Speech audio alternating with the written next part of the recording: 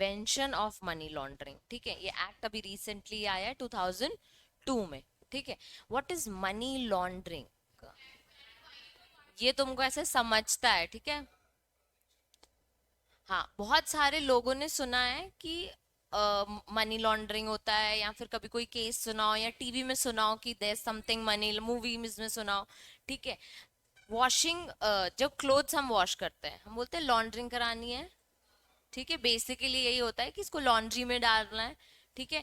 तो मनी की लॉन्ड्रिंग यानी पैसे की सफाई इज ऑल्सो मनी लॉन्ड्रिंग, ठीक है।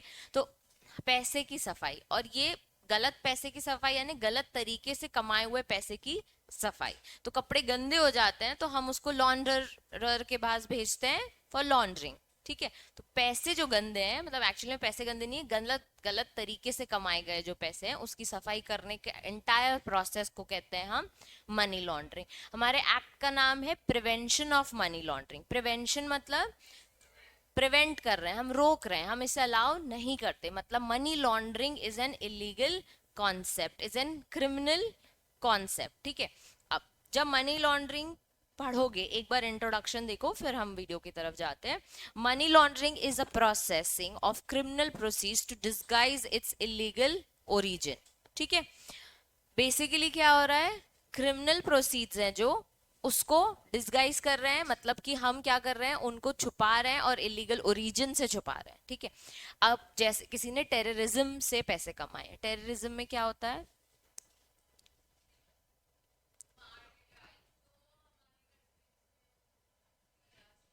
अब हम उनकी हेल्प कर रहे हैं, ठीक है। वो हमको कह रहे हैं कि हम आपको 500 करोड़ देंगे, हमें यहाँ पे एंट्री करने दो। ब्राइब करते हैं हम पब्लिक ऑफिसर्स के साथ, ठीक है। तो जो पब्लिक ऑफिसर को जो ब्राइब मिल रही है वो भी कवर हो जाता है मनी लॉन्ड्रिंग के अंदर, क्रिमिनल प्रोसीड्स में कवर हो जाता है, ठीक है। ट्रैफिकिंग, ड्रग्स ट्रैफिकिंग होती है, ड्रग्स इलीगल है, तो उसकी ट्रैफिकिंग करने से आपको कुछ ना कुछ अमाउंट मिलता है, ठीक है। तो वो भी क्रिमिनल प्रोसीड्स में कवर होता है। अब हम एक वीडियो देखेंगे जिससे हमें थोड़ा मनी लॉन्ड्रिंग का कंसेप्ट इजीली समझ आएगा।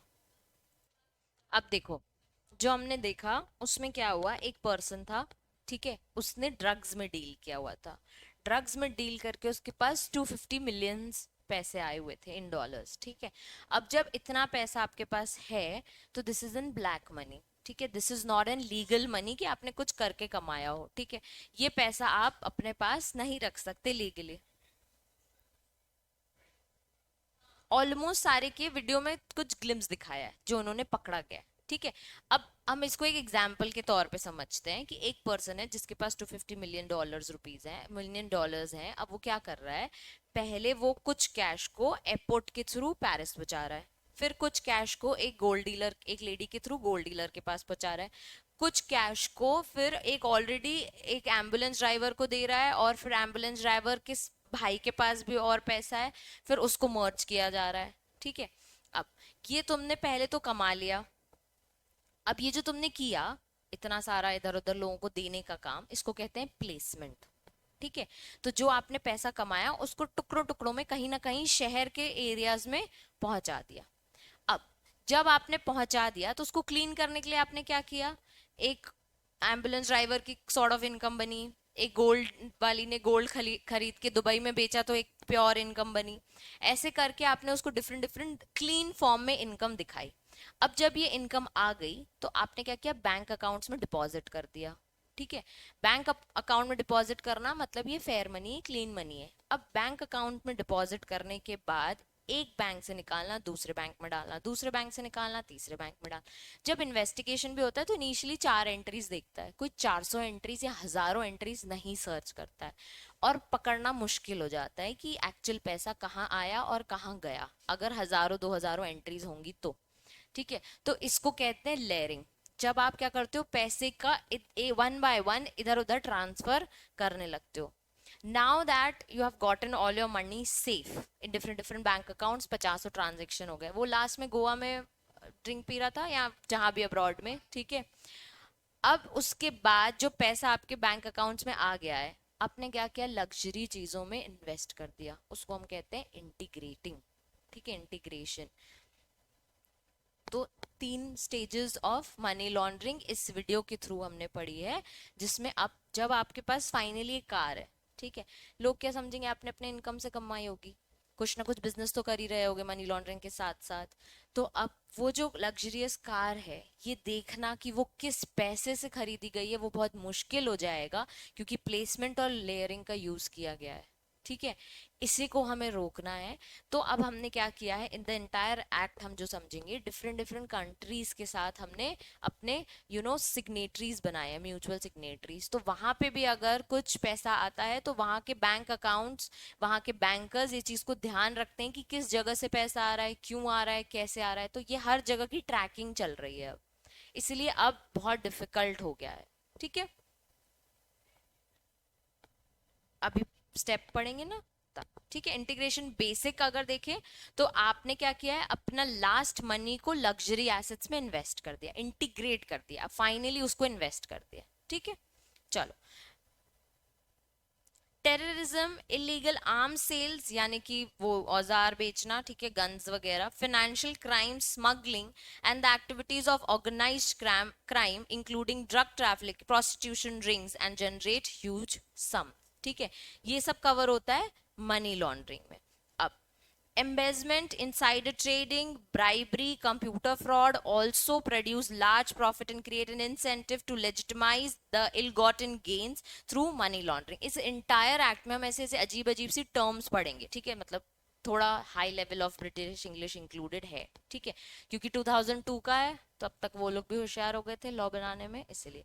अब जो वर्ड है एम्बेजलमेंट, उसका मतलब होता है कि एम्प्लॉयर क्या करते हैं, अपने ही बिजनेस में धोखाधड़ी करके कुछ एक्स्ट्रा प्रॉफिट्स अर्न करने की कोशिश करते हैं। ठीक है, उसको हम बोलते हैं एम्बेजलमेंट।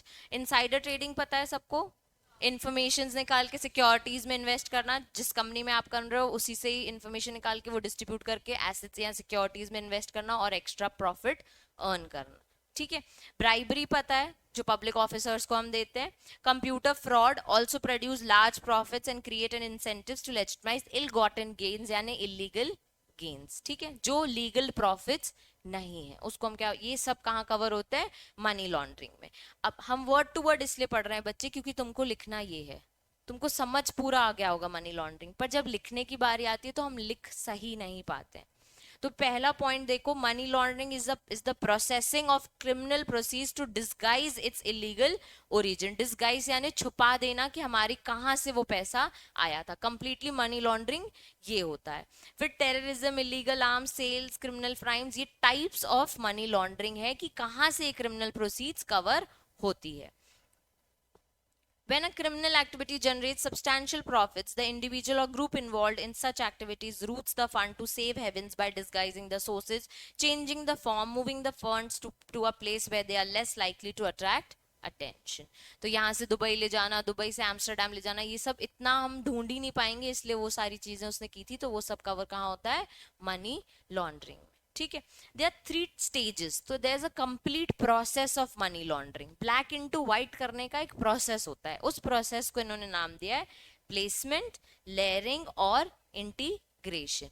तो मनी जिसने कमाया है वो भी जेल जाएगा, मनी जिसने घुमवाया है मतलब इधर उधर हेरा फेरी कराई है वो भी जेल जाएगा। ठीक है, तो हर कोई जो जो इस प्रोसेस का पार्ट होगा वो सब क्रिमिनल एक्ट के अंदर कवर होंगे। पहला पॉइंट है प्लेसमेंट, लेयरिंग और इंटीग्रेशन। अब देखो, इन द इनिशियल और placement stage of money laundering the launderer introduces his illegal profits into financial system. पहली बात तो आपने पैसा उठा लिया by breaking up the large amounts of cash into less conspicuous smaller sums and then deposit directly into the bank account by purchasing or serious monetary instruments and later collected and deposited into accounts at another location। तो cash लेके कैसे ना कैसे banks में डालना या फिर gold में डाल देना या कुछ भी मॉनेटरी इंस्ट्रूमेंट्स ले लेना, शेयर्स ले लेना। ठीक है, सबसे पहले आपने क्या किया, यहाँ से पैसा उठा के इधर इधर इन्वेस्ट कर दिया या डाल दिया, भाई अभी हमारा इनकम है। नाउ टू शो कि इनकम कैसे आया वो तो हम शो कर नहीं सकते, तो हम लेयरिंग करेंगे, उसी पैसे को निकाल के कहीं और डालेंगे, फिर निकाल के कहीं और डालेंगे, फिर वहां से निकाल के कहीं और बेचें, पता नहीं चलेगा ओरिजिन क्या है पैसे का।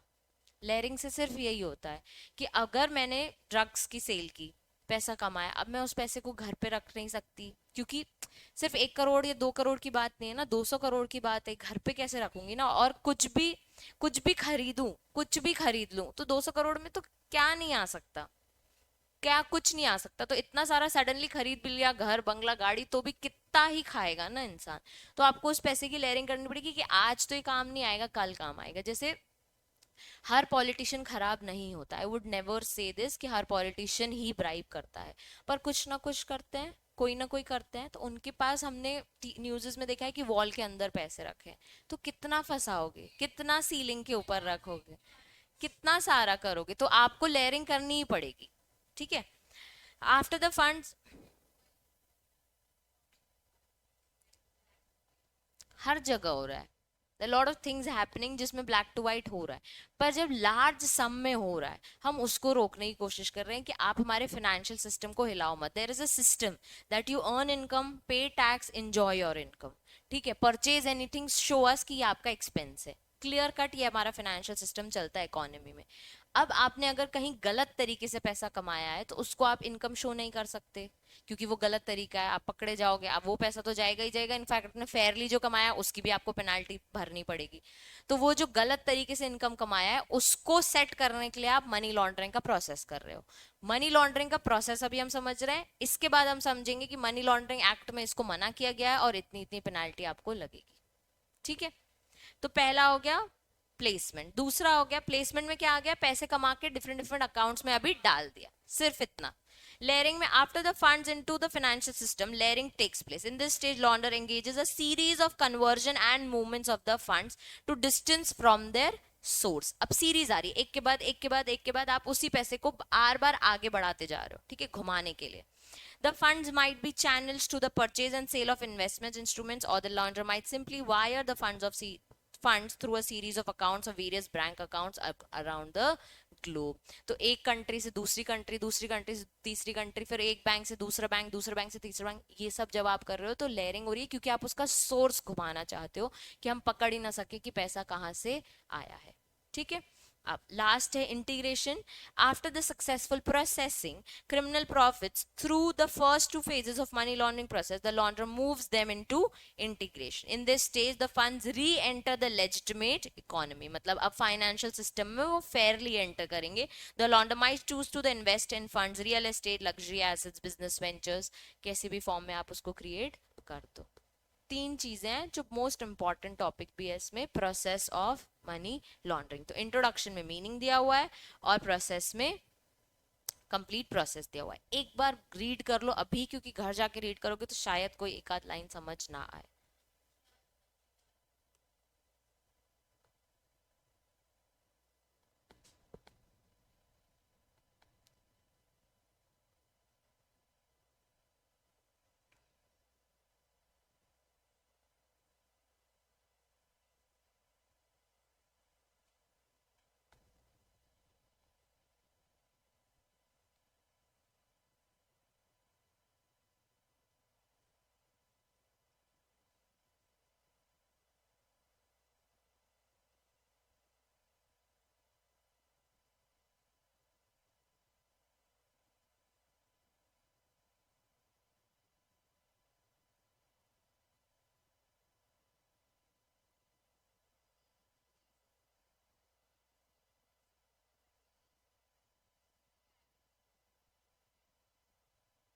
वैल्यू कैसे डेप्रिशिएट, करेंसी के उससे, तो उसको कोई फर्क थोड़ी पड़ेगा, वैसे भी इलीगल क्राइम है। थोड़ा बहुत अगर इंडिया का पैसा है, इंडिया में कमाया है, अब अब्रॉड भेज रही हो, तो वहां तो वैल्यू वैसे भी ज्यादा है कंपेरेटिवली, आपको ज्यादा ही पे करना पड़ेगा फॉर दैट करेंसी, तो उसको कोई फर्क नहीं पड़ेगा, एक दो करोड़ ऊपर भी जाएगा तो हार्डली मैटर्स। इलीगल क्राइम पैसा है ये, कैसा भी जाए उसको कोई फर्क नहीं पड़ेगा। उसको इन लोगों को कितने पैसे देने पड़ेंगे, ये उसके लोग थोड़ी हैं। अब जो एयरपोर्ट क्लीनर है वो बोलेगा कि इसका इसका 1% मुझे दो, उसको कोई फर्क ही नहीं पड़ेगा, सबको पे करना पड़ेगा, गोल्ड वाले को। तो हाँ, उसके पास समुद्र है, उसको सबको पे भी करना है, तो उसको सही एक्चुअली कदा करेक्ट वर्ड, उसमें से उसको थोड़ा कुछ खराब भी हो जाए तो क्या, उसने थोड़ी कमाया, उसकी मेहनत की कमाई थोड़ी है, तो वेस्ट है।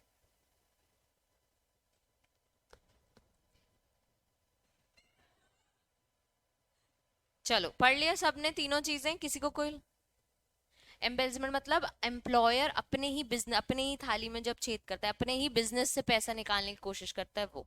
जैसे एजेंट्स रखे तुमने, ठीक है, अब एजेंट्स को 500 रुपए दी, छोटा सा एग्जाम्पल है, 500 रुपए दिए कि जाके ये मेडिसिन लेके आओ, सारे मेडिसिन 300 रुपीज के, उसने आपको क्या बोला, मैम 500 की है, 200 उसके जेब में। तो ऐसे ऐसे बड़ी बड़ी कंपनीज में अगर बड़े बड़े ट्रांजेक्शन हो रहे हो, ठीक है, जहाँ करोड़ों के ट्रांजेक्शन हो रहे हो, आप इनवॉइस रेस कर दे रहे हो, और मोर 2-3 करोड़ का, वो 2-3 करोड़ आपके हैं, तो क्योंकि आप लीड कर रहे हो तो आपको किसी को जवाब देना नहीं है, तो आपने क्लाइंट से एक्स्ट्रा मनी ले लिया, तो वो भी एक इलीगल मनी ही है।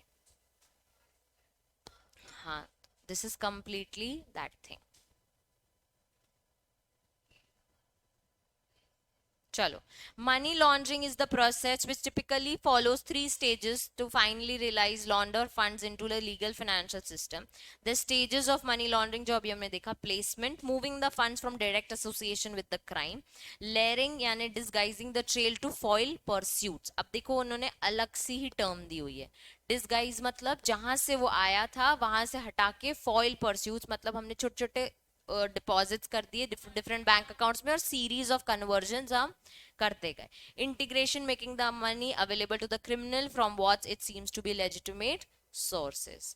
ठीक है, फाइनली क्रिमिनल के पास वो पैसा आ जाता है, और फिर जहां उसको लेजिटिमेट सोर्सेज यानी राइट सोर्सेज में फिर वो पैसा डाल देगा, लीगल सोर्सेज में एंटर कर जाएगा। ठीक है, उन्होंने बना के भी बताया है कि ये डर्टी मनी है। ठीक है, collection of dirty money, placement कैसे हुई, dirty money into the financial system. Layering क्या हुआ, transfer of bank, transfer of on the bank account X, फिर वाई, फिर वापस payment by Y in the false invoice to company X. ये पूरा क्या हो गया, लेयरिंग। इंटीग्रेशन में क्या किया, purchase of luxury assets, financial investment, commercial और इंडस्ट्री इन्वेस्टमेंट्स, जाके ट्रैवल करा है अब्रॉड, कहीं भी घूम आए, खर्चा कर ले 5-6 लाख का, 10 लाख का।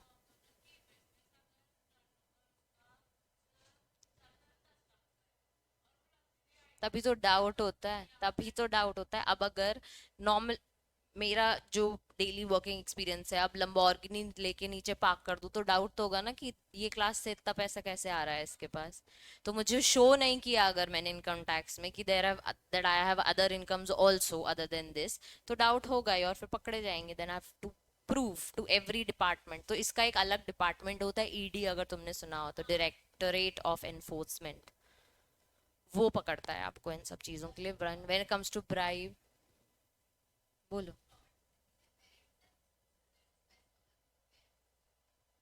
तो ये बातें बताने की नहीं है मुझे।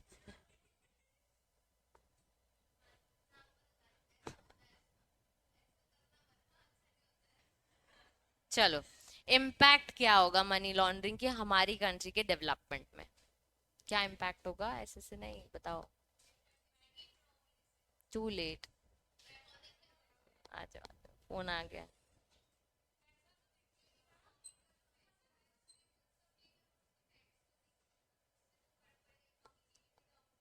ठीक है,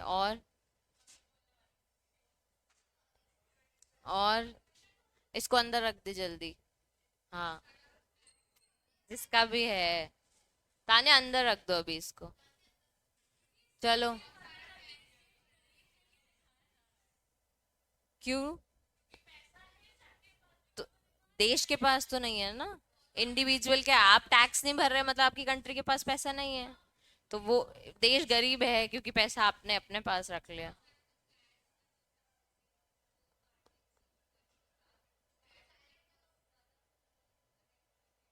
ठीक है, और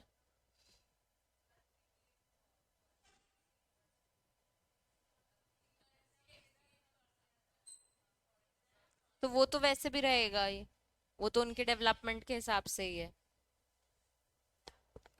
आयुष, क्या इम्पैक्ट पड़ेगा डेवलपमेंट में? One of the thing, foreign direct investments में फर्क पड़ेगा। और अंश, बताओ, पढ़ा नहीं है अभी तक। चलो, चलो रीड करते हैं एक बार हम, 3 पैराग्राफ्स में उन्होंने हमको समझाया कि क्या इम्पैक्ट पड़ेगा डेवलपमेंट में। ठीक है, आयुष वहां से रीड करना चालू करना, फर्स्ट पैराग्राफ।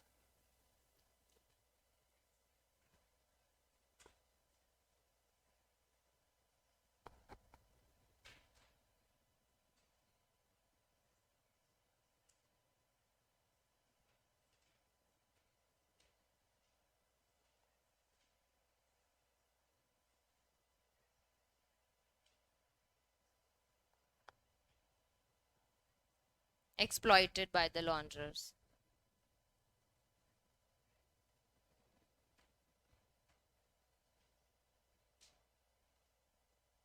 Countermeasures.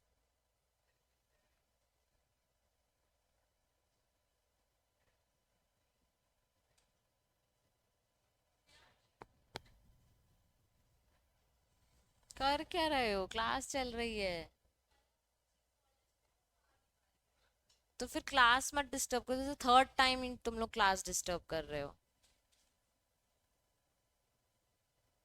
मतलब अगर कॉलेज का है तो बाहर से करके आओ।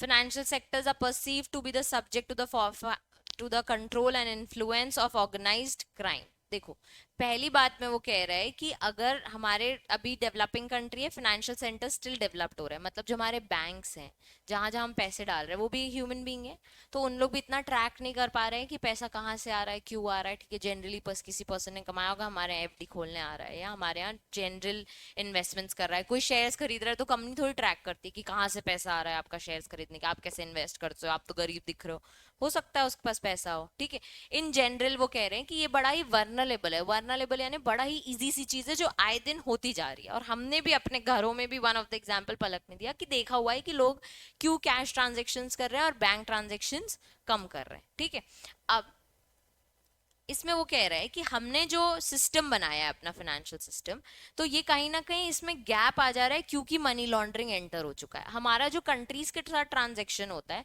उसमें भी गैप आ जा रहा है, क्योंकि लोग कह रहे हैं कि आप अपना पैसा यहाँ आके लगा के जा रहे हो। ठीक है, तो हम आपसे कैसे एफडीआई लें, क्योंकि ये शायद हो सकता है कि कहीं ना कहीं से ब्राइब से या ड्रग्स से या ट्रैफिकिंग से कमाया हुआ पैसा है जो फेयरली तरीके से यहाँ पे आ रहा है। एक्चुअल में उसने गवर्नमेंट को कोई टैक्स नहीं भरी, एक्चुअल में उसने कोई गवर्नमेंट को इनकम नहीं भरी। ठीक है, और कंपनी में इन्वेस्टमेंट करके और उस पैसे को डबल कर रहा है और खुद अर्न करता जा रहा है, और जिससे हमारा फाइनेंशियल सिस्टम कहीं ना कहीं अफेक्ट हो रहा है। अब कोई एक पर्सन ये नहीं कर रहा है, हजारों करोड़ों लोग अगर ये करने लगेंगे तो हमारी कंट्री का डेवलपमेंट ऑटोमेटिकली रुक जाएगा।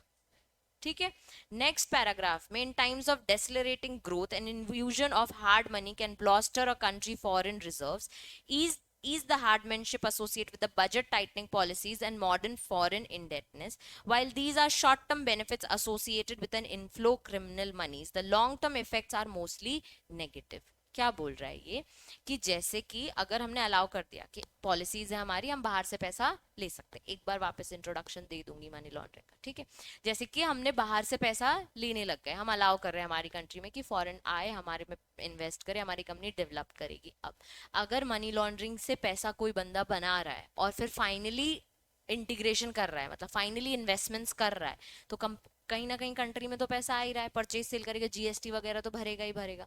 तो ठीक है, शॉर्ट टर्म बेनिफिट्स हो रहे हैं, पर इसको हम लॉन्ग टर्म हिसाब से देखें तो इसके इफेक्ट बड़े नेगेटिव हैं, क्योंकि अल्टीमेटली लोग क्या करेंगे, तादाद में क्राइम मनी को आगे बढ़ाएंगे, लीगल मनी को आगे नहीं बढ़ाएंगे। ठीक है, और हमें वो क्राइम रोकना है। ठीक है, one of the difference between official borrowing and launderer fund is that form can be controlled by the government, where the funds owned by the criminal escape the government's ability to control and regulate economy. मतलब अगर आपके पास इतना पैसा है तो हो सकता है आप लोगों को लोन भी दे सकते हो सकता है कि आप गवर्नमेंट की कहीं ना कहीं हेल्प कर पाओ, पर कहीं ना कहीं हमारी इकोनॉमी के लिए अफेक्टफुल रहेगा ही रहेगा। बेस्ट एप्लीकेशन नहीं है accepting the money laundering thing. ठीक है, इनडायरेक्टली डायरेक्टली डेवलपमेंट में प्रॉब्लम रहेगी ही रहेगी।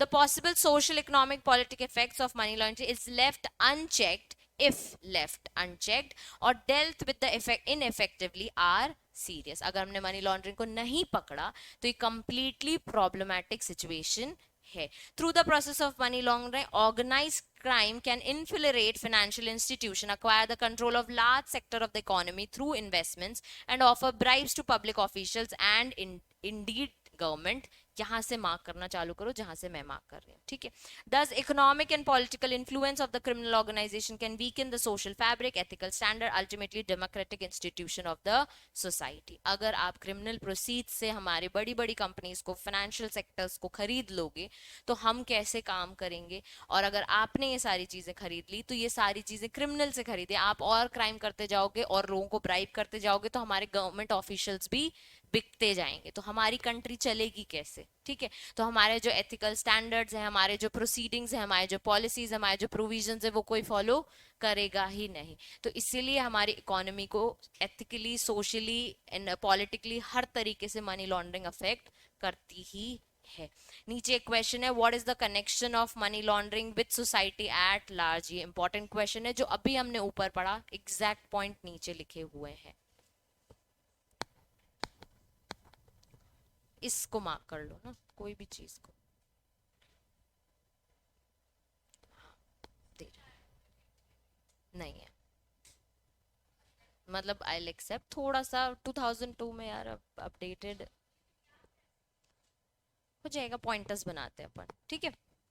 जो श्रेयांश और नंदिनी, मनी लॉन्ड्रिंग का हमने एक वीडियो देखा था जिसकी लिंक मैं शेयर कर दूंगी, तो by the end of the class एक बार देख लेना। बेसिक मनी लॉन्ड्रिंग का इंट्रोडक्शन दे देती हूँ। बेसिकली क्या होता है, ये सबने सुना होगा, there is a white money और ब्लैक मनी, ठीक है। पॉज कर देती हूँ।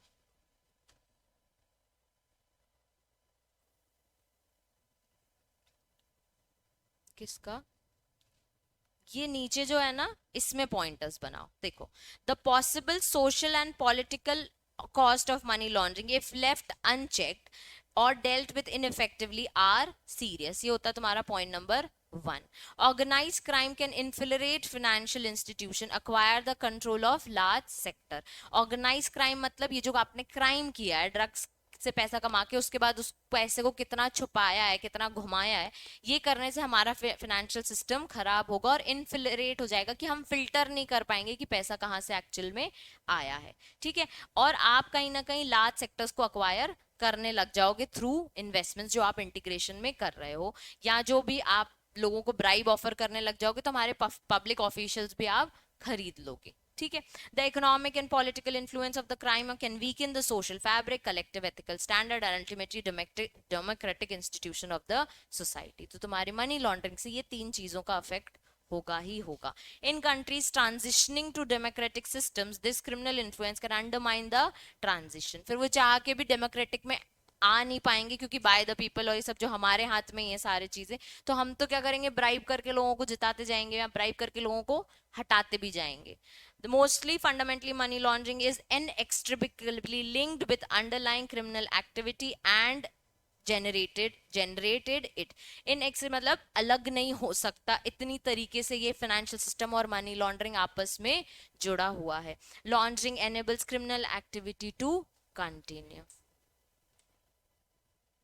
ये वाला केस पूरे एक्ट में हर जगह है, उन्होंने इस एक्ट के थ्रू बहुत सारी, इस केस के थ्रू बहुत सारी चीजें समझाई हुई हैं। Vijay Mandal Choudhary versus union of India ने मनी लॉन्ड्रिंग को लेके पहले तो लीव, स्पेशल लीव पिटीशन डाली थी, जहां पे मनी लॉन्ड्रिंग की डेफिनेशन जज ने निकाली, वही प्लेसमेंट, लेयरिंग और इंटीग्रेशन, इस तीनों को उसने प्रोसेस बनाया, ठीक है। जो अभी हमने जस्ट सेम चीज ऊपर पढ़ी है, ये केस इंपॉर्टेंट, मार्क कर लो। Vijay Mandal Choudhary versus union of India. Money laundering का कोई भी क्वेश्चन है, ये केस जरूर स्पेसिफाई करना, पूरे एक्ट में सिर्फ एक ही केस है।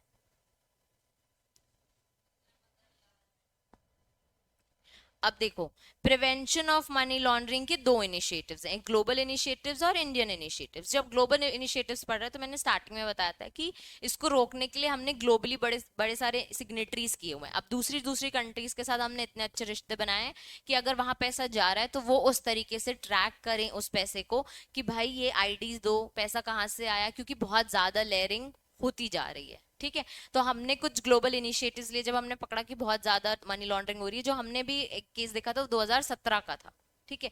तो ये उससे पहले से चल रहा है, एक्ट के आने से पहले। तो हमने कुछ ग्लोबल इनिशिएटिव्स पढ़ने हैं अभी फॉर द कोर्स ऑल्सो, और जनरल नॉलेज के लिए भी, कि क्या इनिशिएटिव्स हमने लिए थे टू कंट्रोल मनी लॉन्ड्रिंग। और इंडियन इनिशिएटिव्स में तो हमने पूरा एक्ट ही बना दिया है, तो जब इंडियन इनिशिएटिव पढ़ेंगे तब एक्ट चालू होगा। अभी ग्लोबल इनिशिएटिव्स देखते हैं। The process of money laundering involves cleansing of money earned through illegal activities like extortion, drug trafficking and gun running, जो अभी हमने ऊपर पढ़े, ठीक है। बेसिकली उन्होंने क्या लाया, 1998 में United Nation convention against illicit traffic in narcotic drugs and psychotropic substance, Vienna Convention of 1998 provided comprehensive legal definition of money laundering। तो अब ये तो हो रहा था पैसा की हेरी फेरी, उसको टर्म डिफाइन क्या किया, मनी लॉन्ड्रिंग। और मनी लॉन्ड्रिंग में क्या क्या चीजें आती हैं जो हमने पढ़ा, प्लेसमेंट, लेयरिंग और इंटीग्रेशन। ये एक 1998 में यूनाइटेड नेशन कन्वेंशन हुआ था जिसमें नार्कोटिक ड्रग्स के हिसाब से एक मनी लॉन्ड्रिंग हुई थी, तो उन्होंने डिफाइन किया there is something called money laundering. यहाँ पे बच्चे पॉइंटर्स में दिया, ये वेना कन्वेंशन नीचे पैराग्राफ में उन्होंने क्लियरली स्पेसिफाई किया, और मैंने मार्क कर दिया कि हर एक कन्वेंशन में या हर एक इनिशिएटिव में उन्होंने स्पेसिफिकली क्या पर्पस लेके वो इनिशिएटिव लिया था।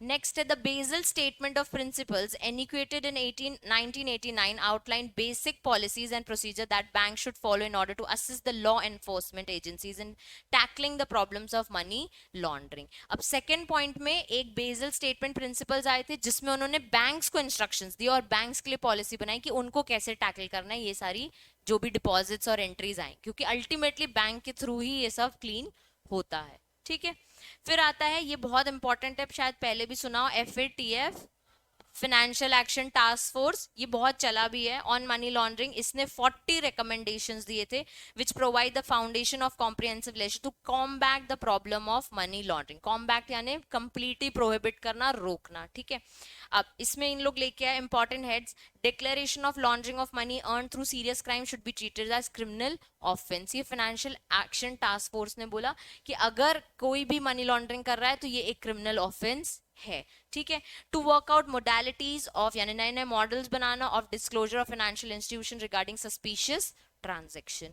Confiscation of proceeds of crime, confiscation यानी जब्त कर लेना, तो वो पैसा हमेशा के लिए अपने पास ही रख लेना। सीज होता है, एक सीजर पड़ा है और एक confiscation. Declaring money laundry to an extraditable offence, मतलब कंप्लीटली ऐसा ऑफेंस जिसमें आपको नेक्स्ट लेवल पेनाल्टी और पनिशमेंट मिलेगी। Promoting international cooperation investigation in money laundering. तो फाइनेंशियल एक्शन टास्क फोर्स ये 4-5 चीजें लेके आया था जिसमें उसने जो मनी लॉन्ड्रिंग है उसको सीरियस क्राइम और क्रिमिनल ऑफेंस डिक्लेयर करा दिया। फिर ये फॉरेन कंट्रीज के साथ हमारे इन्वेस्टिगेशन में कोऑपरेशन करवा दिया। उसके बाद इसको बोल दिया एक्स्ट्रा डाइटल ऑफेंस है।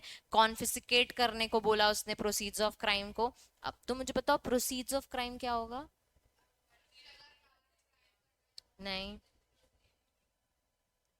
नहीं, पूछा भी नहीं किसी ने मुझसे, तो मैंने अच्छा हुआ पूछ लिया। What is proceeds of crime? पैसा। इज राइट, क्राइम करके जो पैसा आ रहा है that is called proceeds of crime. ठीक है, तो उसको कॉन्फिस्केट करना है जो पैसा उसने वो गलत काम करने से कमाया है। ठीक है, प्रोसीड्स ऑफ क्राइम यानी क्रिमिनल मनी जो आपने कमाया। अब देखो बच्चे 3-4 कन्वेंशंस हैं। अब अगर एग्जाम पॉइंट ऑफ व्यू से सोचे तो वो कोई भी कन्वेंशन आपसे सिंपली पूछ सकता है। तो अगर पहला पॉइंट है जो इंटरनेशनल कम्युनिटी ने क्या इनिशिएटिव्स लिए थे, तो ये 4-5 इनिशिएटिव्स, ठीक है, जिसमें BECIL statement of principles, 1998 United Nation convention और फाइनेंशियल एक्शन टास्क फोर्स। अब उन्होंने 1 बाय 1 कुछ इनिशिएटिव्स अलग से भी दिए हैं, तो हो सकता है वो तुमसे डायरेक्टली पूछ ले फाइनेंशियल एक्शन टास्क फोर्स बताओ, वेना कन्वेंशन बताओ। ठीक है, अभी तक कुछ ही पूछे उनने, पर जो तुम्हारा न्यू सिलेबस इसमें बहुत सारे दिए हुए हैं, तो हर एक में मैंने एक पर्पस कर लिया, तो तुम्हें कंप्लीटली याद करने की जरूरत नहीं। जितना मैंने मार्क किया एटलीस्ट तुमने उतना भी याद कर लिया, तो तुम उसको एलैबोरेटेड फॉर्म में लिख देना। सबने मनी लॉन्ड्रिंग को डिफाइन किया है, सबने मनी लॉन्ड्रिंग को क्राइम बोला है, लेकिन सब कुछ ना कुछ पर्पस के साथ बने हैं। जैसे पहला है वेना कन्वेंशन, ये first major initiative of money laundering है। ठीक है, ये इंट्रोड्यूस्ड हुआ था United Nation convention again illicit traffic in narcotic drugs and psychotropic substance in December 1998, known as Vienna convention. इसका पर्पस था, इसने बेसिकली, हाँ, इसका पर्पस था ground work effort to combat money laundering by obliging the member states to criminalise the money laundering from drug trafficking, confiscating the proceeds drive from the offence. Simple Hindi meaning अगर बताऊं तो basically इसने जितने लोगों ने drug से पैसा कमाया था उस पैसे को बोला कॉन्फिस्केट करो, और ये जो मनी लॉन्ड्रिंग हो रही है इसको डिक्लेयर कर दो कि ये क्रिमिनल ऑफेंस है। एक बार देख लो, ground work of for efforts to combat money laundering by obliging the member states, मतलब हर कंट्री के लोगों को बोल दिया, हर कंट्री के ऑफिसर को बोल दिया कि मनी लॉन्ड्रिंग को क्रिमिनलाइज करना है अगर वो ड्रग से पैसा आ रहा है, और उस पैसे को कॉन्फिस्केट भी करना है। ये कहाँ आ गया? Vienna convention. तो वेना कन्वेंशन के आगे चाहो तो ये मार्क कर सकते हो, एक तो नार्कोटिक ड्रग्स एंड साइकोट्रिक सब्सटेंस, और ये जो पैराग्राफ है, ठीक है। फिर it promotes the international cooperation in investigation, और फिर सीक्रेसी मेंटेन करना, ये सारी चीजें भी वेना कन्वेंशन में आई थी। वेना कन्वेंशन ने मनी लॉन्ड्रिंग को इस पैराग्राफ में डिफाइन किया है, ठीक है। वो बोल रहा है द कन्वर्जन और transfer of property knowing such properties derive from an offence for the purpose of concealing और डिसगाइजिंग द इलिसिट ओरिजिन, छुपाया जा रहा है कि एग्जैक्ट ओरिजिन क्या है, of assisting any person who is involved in such offence to evade such legal consequences of his action, ठीक है। सबको समझ आ गया वेना कन्वेंशन। अब नेक्स्ट है काउंसिल ऑफ यूरोप कन्वेंशन। इसमें उन्होंने किया है सर्च, सीजर और confiscation of proceeds of crime. इसको लेके वो कॉमन पॉलिसी लेके आए थे कि सर्च लो, फिर सीज करो जब तक पूरा इन्वेस्टिगेशन चलता है, जब इन्वेस्टिगेशन में प्रूफ हो जाए कि पैसा मनी लॉन्ड्रिंग का है तो उसको क्या कर दो, कॉन्फिस्केट कर दो, ठीक है। अब भी एक बार रीड करो।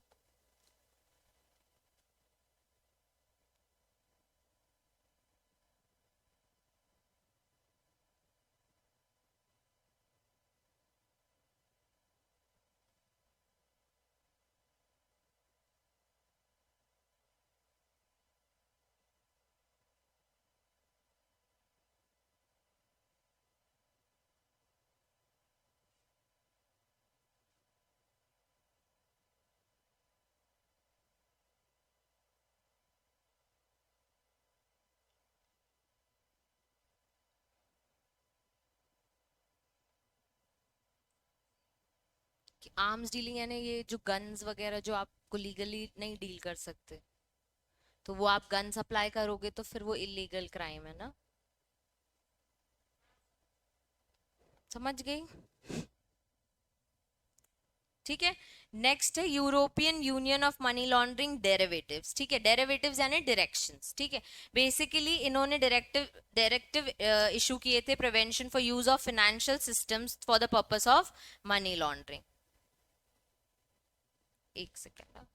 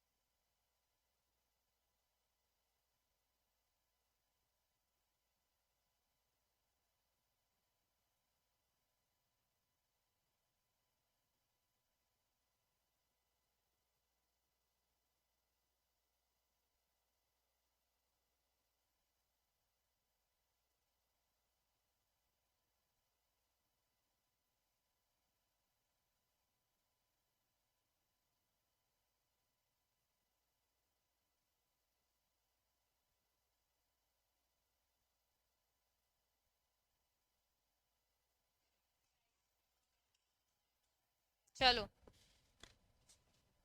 ये पढ़ लिया डायरेक्टिव बच्चों। डायरेक्टिव में क्या समझा? देखो, पहले वेना कन्वेंशन पढ़ा, ठीक है, उसने क्या बोला, फाइनेंशियल सिस्टम में अगर ये एंटर करता है तो उसको क्रिमिनलाइज कर दो, ठीक है। यूरोपियन वाले ने सर्च सीजर और कॉन्फिस्केशन लिखा है। उसके बाद इसने कुछ डायरेक्टिव प्रिंसिपल्स दिए हैं, ठीक है, गाइडलाइंस दिए हैं कि इसको कैसे पकड़ना है, कैसे हमें समझना है कि ये मनी लॉन्ड्रिंग का ही पैसा है, ठीक है। उसके बाद वो बोल रहा है कि अपने अंदर अपने फाइनेंशियल इंस्टीट्यूशन में हम कुछ ऐसा एस्टैब्लिश करें या मेंटेन करें अपने इंटरनल सिस्टम्स में जिससे हम मनी लॉन्ड्रिंग को प्रिवेंट कर सके। To obtain identification of the customers with whom they enter into transaction of a more particular amount and to keep proper records of at least 5 years। तो मैं वही बोल रही हूँ कि पहले वाला बोल रहा था बैंक को ट्रेन करो, ये वाला कह रहा है कि हम अपने पूरे फाइनेंशियल सिस्टम में हर एंट्री का चेक करें, हर आइडेंटिफिकेशन करें। तो by the end of this chapter हम एक टॉपिक करेंगे नो योर कस्टमर। तो वो केवाईसी डिटेल्स में क्या क्या आता है वो चीज भी आएगी। फिर आता है BECIL committee statement of principles. अभी एक टॉपिक देखा था उसमें इंटरनेशनल कम्युनिटी ने क्या लिया, तो इसने भी यही किया, इसने एक प्रिंसिपल इशू किया था जो इंटरनेशनल बैंक्स को उसने बेसिकली गाइडलाइंस दी थी कि किस तरीके से परफॉर्म करना है वेन एवर कोई मनी सब सबमिट करने या डिपॉजिट करने आता है, ठीक है। फिर हमारा एक global programme against money laundering. इसने बोला United Nations Office on Drugs and Crime is to strengthen the ability of UN member states to implement the measures in anti money laundering and countering the financial terrorism। AML and CFT यानी any money laundering या फिर यही countering the financial terrorism and to assist them detecting seizing and confiscating illicit proceeds। सबने actually में वही बोला है बस डिफरेंट डिफरेंट तरीके से। अब इसने नई टर्म क्या निकाली कि हम मनी लॉन्ड्रिंग को क्या बोल रहे हैं, एंटी मनी लॉन्ड्रिंग, ठीक है। हम मतलब इसके अगेंस्ट जाएंगे, इसके लिए हम आपको एक गाइडलाइन देते हैं कि कैसे इसे स्ट्रेंथन करना है, कैसे इसे स्टैब्लिश करना है। इसके बाद हम आपको एक चीज दे रहे हैं कि काउंटरिंग द फाइनेंशियल टेररिज्म, मतलब पैसे को लेकर जितनी हेरा फेरी हो रही है उसको कैसे काउंटर करना है, उसको कैसे पकड़ना है। फिर लोगों को असिस्ट करो कैसे इसे डिटेक्ट करना है, कैसे इसे सीज करना है और कैसे इसे कॉन्फिस्केट भी करना है, ठीक है। इलिसिटेड मतलब illegal, ill gotten, illicit, these are the terms ये पूरे एक्ट में ऐसे यूज हुई हैं, ठीक है। फिर एक इंपॉर्टेंट टॉपिक है फाइनेंशियल एक्शन टास्क फोर्स, ठीक है। इसने बोला globally money laundering and terrorism financial का ये वॉच डॉग बना, ठीक है। The intergovernmental body sets international standard the aim to prevent the illegal activities and harm they cause to society. तो वॉच डॉग बना फाइनेंशियल एक्शन टास्क फोर्स, तो check करने लग गया कि क्या इलीगल एक्टिविटीज हो रही हैं, इससे सोसाइटी को कितना हार्म है, कितने पैसों की हेरा फेरी हो रही है, ठीक है। A policy making body, Financial Action Task Force, works to generate necessary political will to bring about a national legislative and regulatory reforms in these areas। यानी कि ये लेके आया कि नया लॉ बनाओ, ठीक है, लोगों को प्रमोट करो, लोगों को अवेयर करो अबाउट दिस मनी लॉन्ड्रिंग और कैसे इसे पकड़ सकते हैं, कौन सी एक्टिविटीज इलीगल एक्टिविटीज में कवर होती है। तो जो इंट्रोडक्शन में हमने एक्टिविटीज पढ़ी थी, क्राइम्स, सीरियस क्राइम्स, वो सब भी कवर होते हैं जो फाइनेंशियल एक्शन टास्क फोर्स ने बोली गई हैं। एक बार एफएटीएफ पूरा पढ़ो अभी।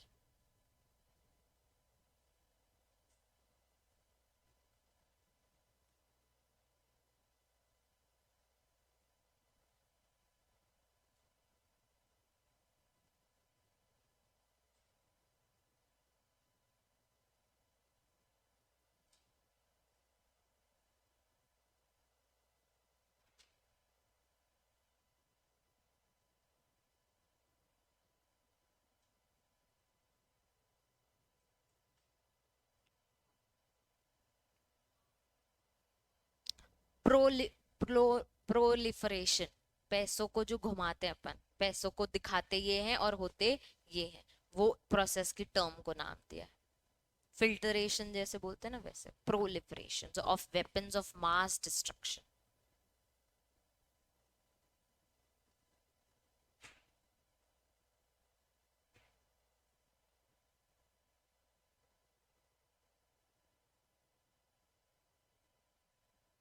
ये ऑब्जेक्टिव मार्क करो एफएटीएफ का। basically to set standards and promote effective implementation of legal, regulatory and operational measures for combating money laundering. देखो बच्चे सब में सेम चीज लिखी है, बस थोड़ा डिफरेंट तरीके से लिखा है. अब वो कोई भी कन्वेंशन पूछे तो तुम्हें उसके बारे में इसलिए ब्रीफ वो टर्मोलॉजीज पता होनी चाहिए. ठीक है, पूरे एक्ट में हम यही पढ़ेंगे, कॉम्बैटिंग, प्रिवेंटिंग, क्योंकि एक्ट का नाम ही यही है, मनी लॉन्ड्रिंग इन इलीगल एक्टिविटी. इसके लिए हमने क्या लोगों को सिखाना है, इसके लिए हमें क्या मेजर्स बनाने हैं, क्या पॉलिसीज बनानी है, बैंक्स को क्या इंस्ट्रक्शंस देने हैं, क्या गाइडलाइंस देनी है. पूरे एक्ट में यही चीज है, लेकिन डिफरेंट डिफरेंट कन्वेंशन ऑलरेडी आए थे, सबने अपने अपने तरीके से इसको रिजॉल्व करने की कोशिश करी है. ठीक है, पेज गिन के क्या होगा साक्षी? terrorist financing and other related threats, integrating of international financial system, starting with its own members. FATF ने क्या किया, मॉनिटर करना चालू किया कंट्रीज की प्रोग्रेस. जब उसने अपने आप को इंप्लीमेंट किया तो हर कंट्री की वो प्रोग्रेस देख रहा था इन टर्म्स ऑफ मनी की बैंक अकाउंट्स में कितने ट्रांजेक्शन्स हो रहे हैं. उसके बाद उसने रिव्यूज किए मनी लॉन्ड्रिंग के केसेस को, टेररिस्ट फाइनेंसिंग टेक्निक्स को समझा, काउंटर मेजर्स देखे कि क्या हम इसके अगेंस्ट ऐसी टेक्निक्स को किस तरीके से रोक सकते हैं. इसलिए जैसे बाहर से हम फोन वगैरह लेके आ रहे थे तो उसने अलाउ किया. हमने ऐसे टैक्स रूल्स बनाए हैं कंट्री में भी कि आप इतने ही फोन अलाउ कर सकते हो. अगर आप इंपोर्ट बिजनेस कर रहे हो तो ठीक है. अब तुम लोग अगर 500 फोन ले आओगे आईफोन के और यहाँ आके बेचोगे तो ये जो पैसा कमा रहे हो, ठीक है, तो बिजनेस कर रहे हो तो ठीक है, पर अगर ऐसे इलीगल मनी के थ्रू कमा रहे हो, ब्लैक में बेचने की कोशिश कर रहे हो, तो ये सब मनी लॉन्ड्रिंग में कवर हो जाएगा. भले वो छोटा सा अमाउंट है पर उसको कहीं ना कहीं ब्लैक को व्हाइट में करोगे तो वो कवर हो जाएगा मनी लॉन्ड्रिंग. प्रमोट्स अडॉप्शन, नहीं अमाउंट, नहीं अमाउंट की कोई लिमिट नहीं. Adoption implementation of FATF recommendation globally. अब अमाउंट की इसलिए बात नहीं है क्योंकि किसी के लिए भी कोई भी अमाउंट बड़ा हो सकता है, छोटा हो सकता है. हम लाखों में भी खुश हो जाते हैं, लोग करोड़ों में भी खुश हो जाते हैं, कुछ लोग 200 करोड़ में ही खुश होते हैं, उनके लिए लाखों कुछ नहीं होते. कुछ लोग 200 में भी खुश नहीं होते. तो इसलिए उन्होंने कोई लिमिट नहीं बताई है. रॉन्ग इज रॉन्ग, चाहे वो 100 रुपए का कर रहे हो, चाहे वो 100 लाख का कर रहे हो. ठीक है, उसके बाद फिर है एगमेंट ग्रुप, फिर एशियन पैसिफिक ग्रुप, फिर यूरेशियन ग्रुप. ठीक है, ये तीन अभी पढ़ लो, फिर बस ये तीन कॉन्सेप्ट्स और आए हैं, तीन कन्वेंशंस आए हैं. तीनों में देखो मैंने पॉइंटर्स मार्क कर दिया है. इसमें ये पॉइंटर्स इंपॉर्टेंट है कि ये कहीं ना कहीं मनी लॉन्ड्रिंग के लिए सपोर्ट लेके आए थे. ठीक है, इसने कम्युनिकेशन इंप्रूव कराया, फास्ट कराया, ताकि आपको पता चल सके कि क्या ट्रांजेक्शन्स हो रहे हैं. expanding and systemization of international cooperation in the reciprocal exchange of financial intelligence information. ठीक है, ये क्या लेके आए, जो भी हमने हमारा रिलेशन है विद इंटरनेशनल कंट्रीज उसको इसने और बढ़ावा दिया. ठीक है, हमारे और फ्रेंड रिलेशंस में, ताकि हम ट्रैक कर सके कि क्या ट्रांजेक्शन्स इधर उधर होते हैं. इंक्रीजिंग द इफेक्टिवनेस ऑफ ये जो फाइनेंशियल इंटेलिजेंस है ना यूनिट, उसकी effectiveness, offering training and personal exchanges to improve expertise and capabilities of personally employed जो इस एजेंसी के अंदर है, जो ट्रैक करते हैं कि पैसा कहाँ से आया है. Fostering better and secure communication, नई टेक्नोलॉजी लेके आना, सिक्योर वेब लेके आना, और promoting establishment of financial intelligence in those jurisdiction without a national anti competent या टेररिज्म. जहां पे तक अभी तक पहुंचा भी नहीं है वहां पे भी हमने अपने इंटेलिजेंस को बिठा लेना है, ताकि पहले से ही अवेयर रहें कि अगर यहाँ पे पैसा आता है तो हम पकड़ सके. और जनरली ये लोग ना ऐसे ऐसे छोटे छोटे गाँव में, छोटे छोटे शहरों में ही जाके पैसों की हेरा फेरी करती है जहां हम ट्रैक नहीं कर पाते. ठीक है, बड़े बड़े बैंक्स में कोई इतनी जल्दी डील नहीं करता, छोटे छोटे बैंक्स के थ्रू करता है. फिर एक Asia Pacific group money laundering अभी पढ़ो, और यूरोपियन वाला, दो चीज.